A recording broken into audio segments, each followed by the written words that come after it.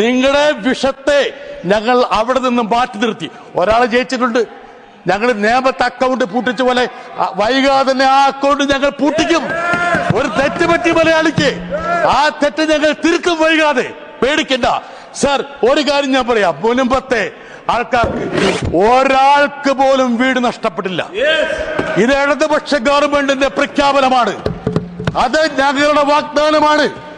5 ലക്ഷം ഭവനരഹിതർക്ക് വീട് കൊടുക്കാനുള്ള കരുത്തും ആർജവവും ആത്മാർത്ഥതയും ഇടതുപക്ഷത്തിനുണ്ടെങ്കിൽ ഈ മുൻപത്തെ ആൾക്കാരെ സംരക്ഷിക്കാനുള്ള ഉത്തരവാദിത്തം ഞങ്ങൾക്കുണ്ട് സാർ. ഞങ്ങൾ ചെയ്തിരിക്കും. നിങ്ങളുടെ ആരുടെ ഓശാരം വേണ്ട. മസ്ജിദ് മറച്ച് മൂടിയിടുന്നത് പോലെ കേരളത്തിലെ ഒരു ആരാധനാലയം മറക്കേണ്ടി വരില്ല. ഒരാൾക്കും ഭയത്തിൽ കഴിയേണ്ടി വരില്ല. ഏവർക്കും സാഹോദര്യത്തോടെ കേരളത്തിൽ ജീവിക്കാനുള്ള അന്തരീക്ഷം ഞങ്ങൾ ഉണ്ടാക്കിയിരിക്കും. അവിടെ ഉണ്ട്, അത് നിലനിർത്താൻ ഞങ്ങൾക്കറിയാം. ഇപ്പോൾ നിങ്ങൾ ക്രിസ്ത്യാനികളുടെ മുകളിൽ മുതലക്കണ്ണീർ ഒഴുക്കുമ്പോൾ ആ ഒരു കള്ളം കണ്ടറിയാനും തിരിച്ചറിയാനുള്ള കഴിവ് മലയാളിക്കൊണ്ടെന്ന് മനസ്സിലാക്കുക.